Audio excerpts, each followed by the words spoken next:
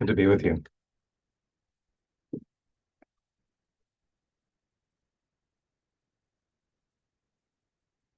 So today the plan is to continue the discussion on the five hindrances. Hmm. Sometimes the hindrances are taught sequentially, as if one set out to meditate, and first desire comes to visit. Since desire comes to visit and is met in a mindful way, then the varieties of aversion show up. Hello, and we do our best with them, and soon enough they fade away. Just as soon as there's a um, next opening, mind says something like, "Oh, nothing interesting here, no desire, no aversion, time to go to sleep." So dullness and drowsiness, the third hindrance. So we'll talk a bit about that today, but let's get into meditation.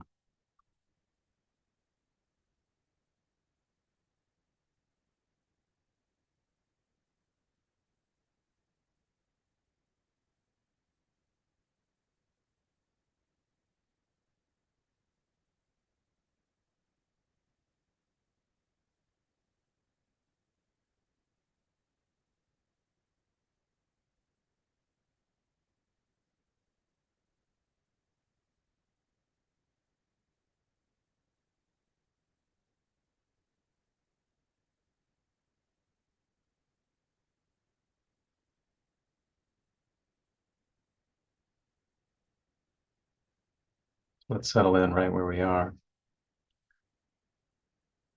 making some initial adjustments to the body.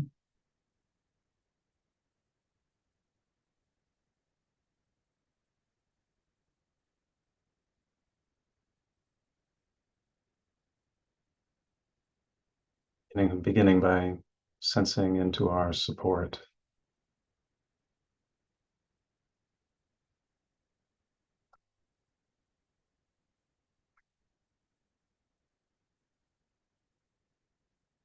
Maybe it's the seat that's holding up our weight,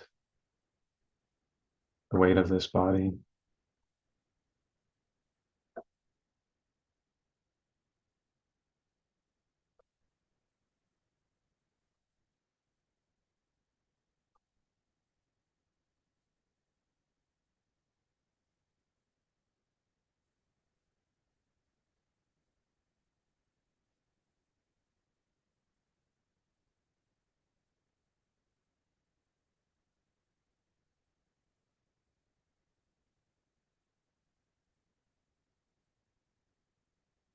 As we give over,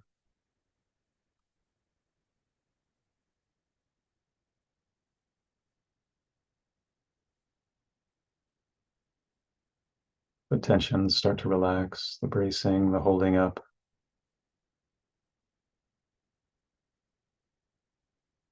This body is held.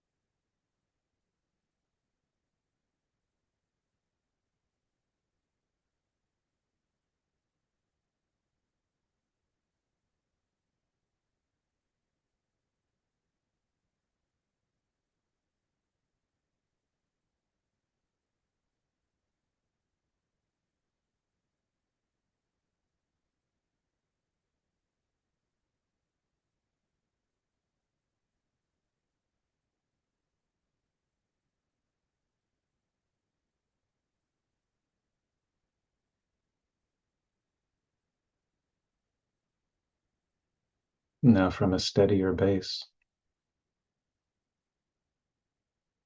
lengthening the spine, maybe with a long inhale, long exhale.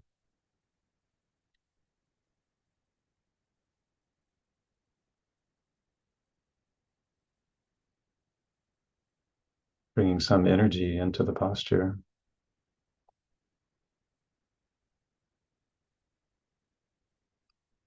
Lengthening the spine all the way through the back of the top of the head.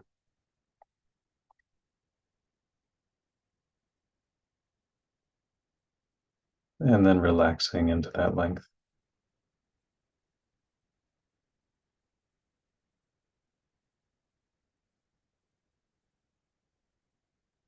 When the body's at balance, muscles don't have to work so much.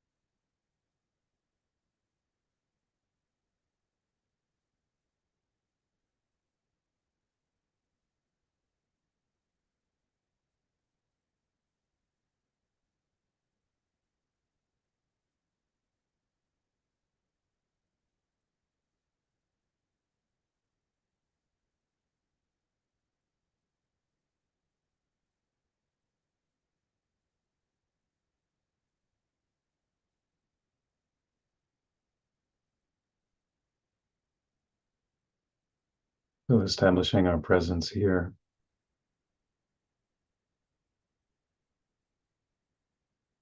What do we find right now, just as it is in the body and in the mind?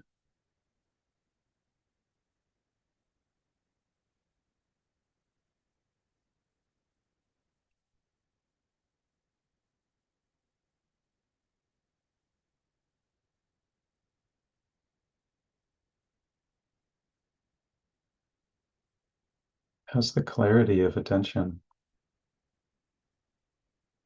the clarity of the mind?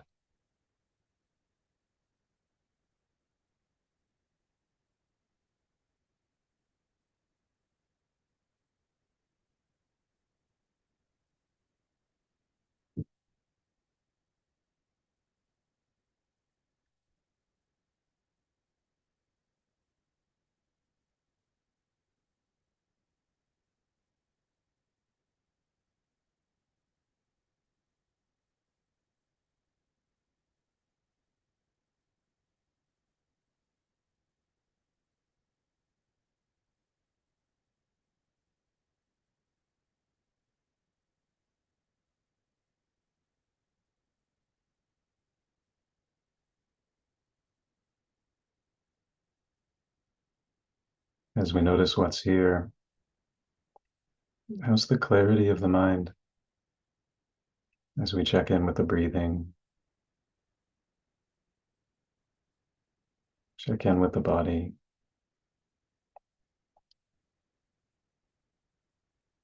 relaxing any tensions.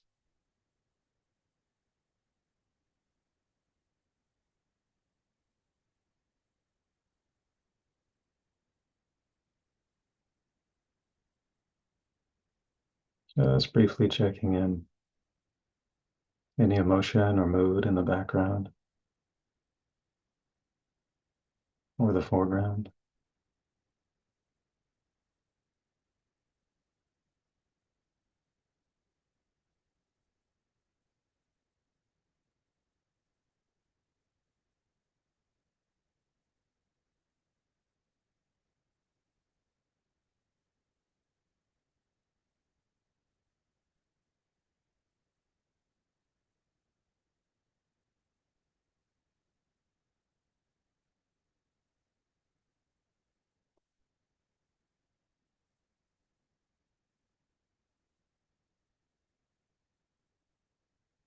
And any thinking, any thoughts.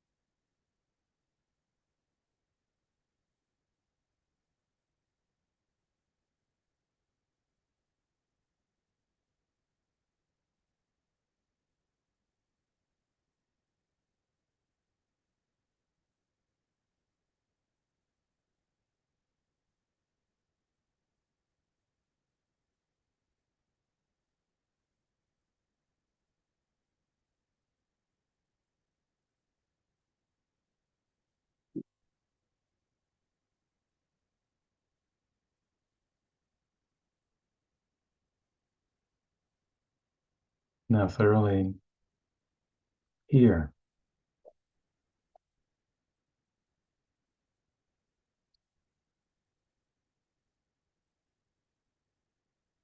knowing the breathing, the body, emotions, the thinking, some sense of how clear the mind is for now.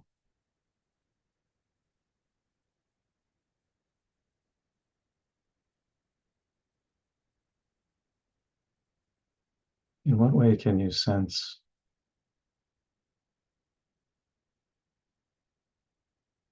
the state of your energy?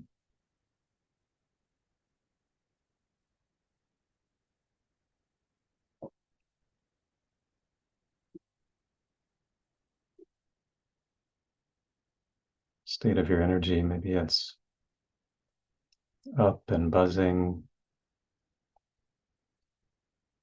Maybe it just feels sufficient. Maybe it's low or lethargic. A whole spectrum, a whole range.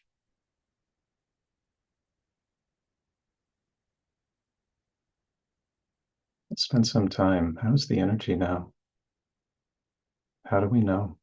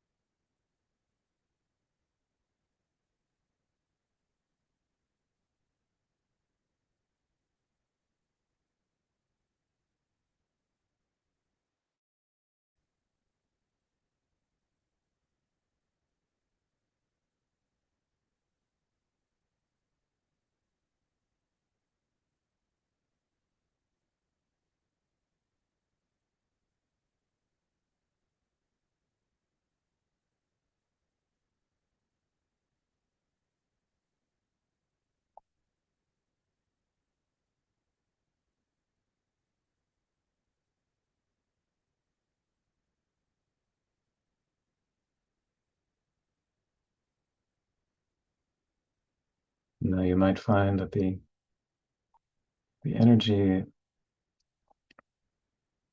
is just a little too high or a little too low, such that the mind is agitated or murky.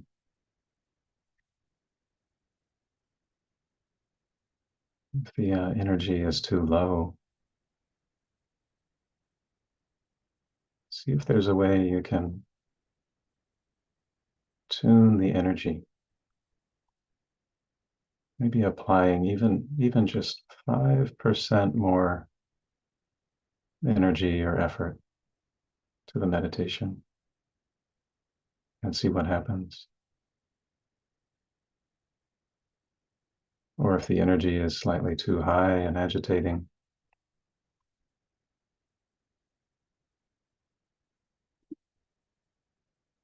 See if there's a way you can relax while sustaining the meditation. Maybe sensing the relaxation of the out breath, or sensing the stillness further in the body, deeper in the body. Tuning the energy.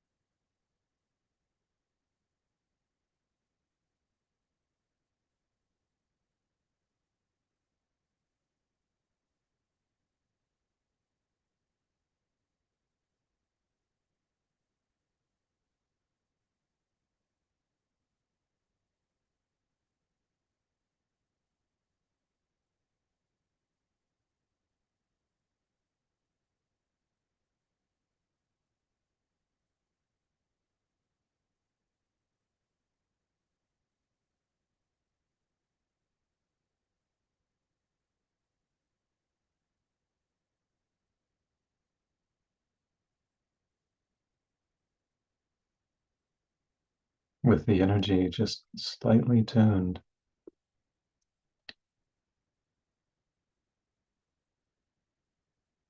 Is there any way that the mind, the body come into harmony,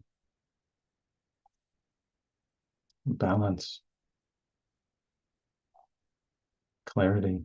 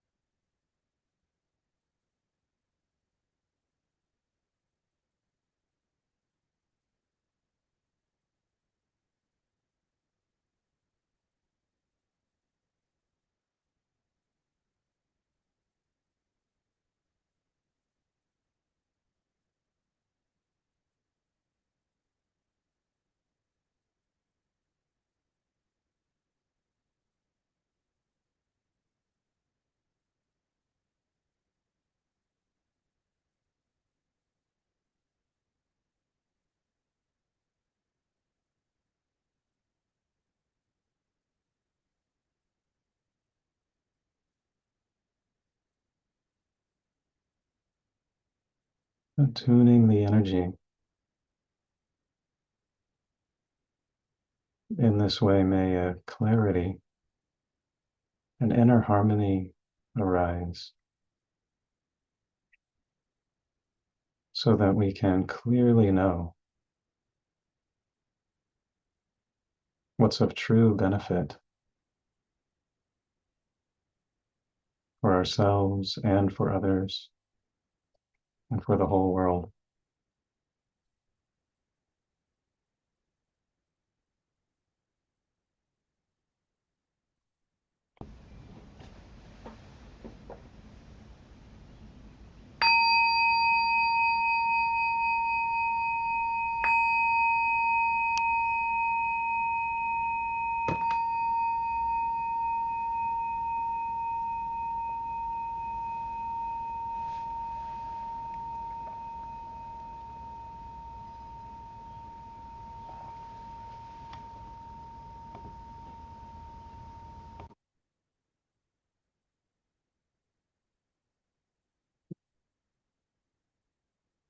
Thank you very much.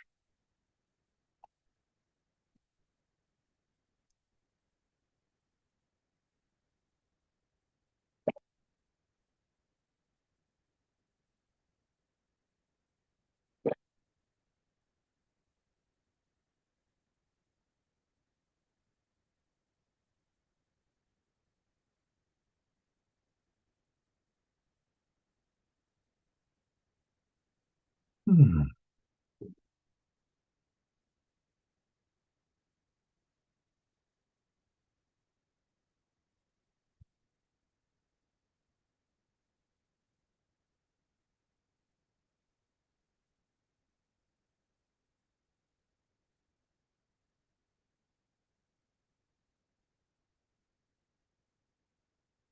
So again, welcome. It's our third morning on the topic of the 5 hindrances. As I said at the beginning, sometimes the hindrances are described in sequence, where we've learned to meet sense desire in a mindful way. The aversion, ill will, and hostility arises next, and we learn to meet it, be mindful of it, get to know it, understand its conditions, and it begins to fade. And then maybe because of the habit energy of the mind, if there's nothing to desire and there's nothing to be hostile toward, the mind takes its third option, which is going to sleep. The third hindrance of the 5 is dullness and drowsiness, sometimes called sloth and torpor. Sloth and torpor. So again, in the descriptions of the path, coming to know and overcoming the hindrances, it precedes a unification of mind. And then the unification of mind sets the conditions for deeper and deeper states of letting go and liberation. And this is what allows all the more the heart to be free and to live peacefully in a wise and loving way. So this third hindrance, I tend to think of the third hindrance, dullness and drowsiness, and the fourth hindrance, restlessness and remorse, or restlessness and worry, kind of as a pair. So just in the way that the first 2 hindrances, sense desire and hostility or ill will, they're connected. The first 2, they're connected and they're characterized by fixation of attention. Now, sloth and torpor and restlessness and worry, what's the connection? It's our energy. One tends to come with too little energy, one tends to come with too much. And this theme of balancing the energy is illustrated in the Sona Sutta, this ancient text. And the story is that Venerable Sona, former musician, has gone into the monastic life, and he's ardent about the practice. He's energetic. He's kind of pouring himself into the sitting and walking practice. Seemingly, these are great conditions for a dedicated, immersive practice, and yet Sona is discouraged when we find him. Sona's been practicing so diligently, but he's not free. He's discouraged. And he's considering giving all this up, giving up the practice, giving up the training. The Buddha recognizes this and goes to question him. And knowing that Sona was a former musician, the Buddha says something like, Sona, when you were a householder, were you skilled at playing the lute? The lute, like the little stringed instrument. Sona replies, yes, yes, I was. So if you tuned the strings too tightly, the Buddha asked, did the lute tune and play? No, no, it didn't. Buddha goes on, how about if you tuned the strings too loosely? Could the lute tune and play? Sona says, no, no, it wouldn't. So the Buddha goes on with this questioning. So when you tune the strings neither too tightly nor too loosely, neither too tightly nor too loosely, did the lute tune and play? In the same way, the Buddha concludes, Sona, an over-aroused energy, an over-aroused persistence leads to restlessness, and an overly slack persistence or energy leads to laziness. Thus, you should determine the right pitch for your energy and attune the pitch of the other faculties to pick up your theme. It's a sweet metaphor, right? Coming into harmony, attuning the faculties to one's energy and tuning one's energy. That's what I call this principle, tuning our energy. And just as we might say tune a guitar string or even adjust the dimmer on a light switch, or maybe some of us have those old oil lamps with the dials, we can learn how to tune our energy, how much energy we apply. Now, when discussing energy, I think it's important to say that with so many demands, so often on our energy from maybe it's activity, maybe it's overwork or responsibilities, at times, very much so, rest is the most appropriate way to tune the energy. At other times, it's exertion that's more appropriate. Think of when you go when you have some vigorous exercise, let's say, and how your energy feels refreshed. There's no one right way to always tune the energy, so we have to be attentive and we have to be responsive. But just a few words about rest.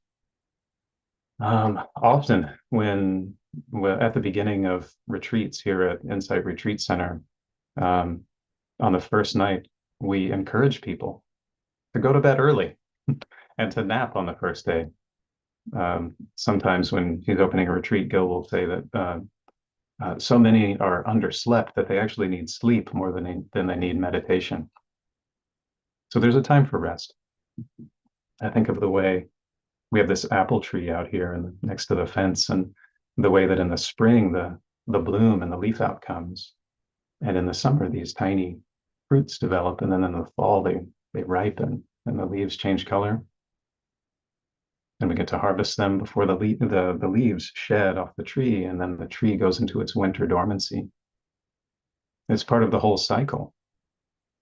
Part of the whole cycle. It's like the tree draws its energy back into the trunk and into its roots to replenish so it can be fruitful. The same for us. There's this cycle of energy. This cycle of energy. Sometimes it's rest we need. And then sometimes there's the overcoming of sloth and torpor, restlessness, dullness and drowsiness with the application of wholesome energy. In addition to getting some vigorous exercise, sometimes for me, it's getting my to-do list organized, like knowing where my energy is headed. Or in meditation, bringing a sense of deliberateness. Okay, I'm here to meditate for this long. I'm gonna really give my attention over to this. It can be that simple. But tuning our energy, right effort is, of course, one of the factors of the Noble Eightfold Path. And then just to give one more bit of teaching from the suttas about energy, we find this in the Samyutta Nikaya. It says drowsiness, lethargy, lazy stretching, discontent, torpor after meals. Because of this, here among beings, the noble path does not appear. That's a strong statement. And there's the other half: drowsiness, lethargy, lazy stretching, discontent, torpor after meals. When one dispels this with energy, the noble path is cleared. I like this language uh, for the idea that the drowsiness or the dullness can somehow occlude or obstruct or hinder the path. It's worth considering. But again, because there's no one-size-fits-all tuning of the energy, working with sloth and torpor entails some trial and error, um, and some mindful investigation. So we do well to investigate is, say I'm experiencing sleepiness during meditation. Is this on account of a need for rest, or is it something else? Some of the other things that might cause a sort of dullness or drowsiness in the meditation to arise, maybe there's something in my inner life that I don't want to see. And so my mind is putting me to sleep.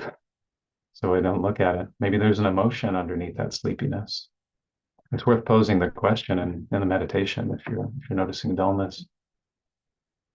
Could be on account of some resistance or defensiveness towards some kind of inner challenge. Or maybe it's weariness from maybe chronic tension or chronic, is that a phrase, chronic activity? If sloth isn't a call for rest, though, it can be really wise to meditate even with our sloth and torpor, even with our dullness and drowsiness, trying our best to sustain mindfulness, even if we're nodding off in the meditation. These inner processes we're supporting by practice, they're so deep that we very well may be working something out that we can't see. So here's the classic image, and this also describes part of what's so challenging about sloth and torpor. So here we are. Again, when one dwells with a mind obsessed by sloth and torpor, overwhelmed by sloth and torpor, and one does not understand as it really is, the escape from arisen sloth and torpor. On that occasion, one neither knows nor sees as it really is one's own good, or the good of others, or the good of both. Suppose there's a bowl of water covered over with water plants and algae. A bowl of water covered over with water plants and algae. If a person with good sight were to examine his own facial reflection in it, he could neither know nor see it as it really is. So too, when one dwells with a mind obsessed by sloth and torpor. So we can't see the reflection because there's algae in the water, like on an old fish tank. So what does our mindfulness reveal for us when we investigate dullness and drowsiness? What can we come to know about what it feels like and what the story is?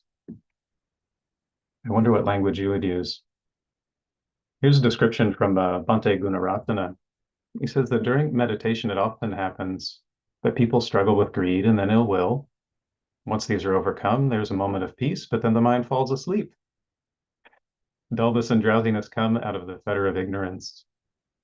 Dullness is sluggishness. That's a great word. Dullness is sluggishness of mind, while drowsiness is physical languor. He says, when we are feeling slothful or sleepy, it's impossible to concentrate or to get any work done. It's also impossible to practice mindfulness or to meditate. I don't know if I want to say it's impossible. Maybe I will say it is difficult. But he goes on to say, the hindrance of dullness and drowsiness is compared to being in prison.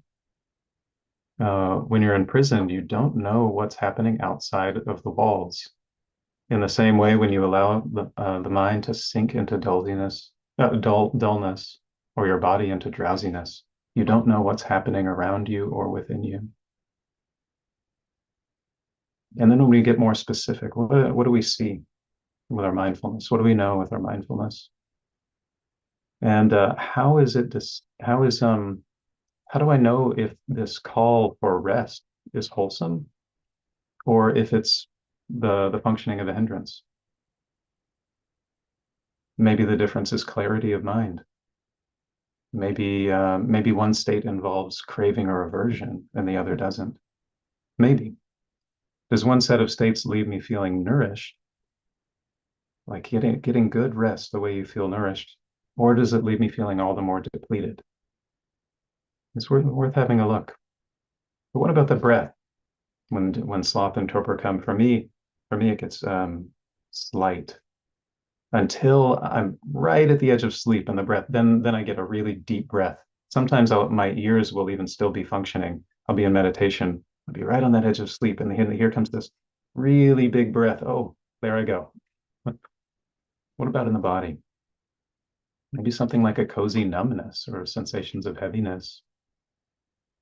One practical remedy. Sometimes this state can come on because the body is too warm.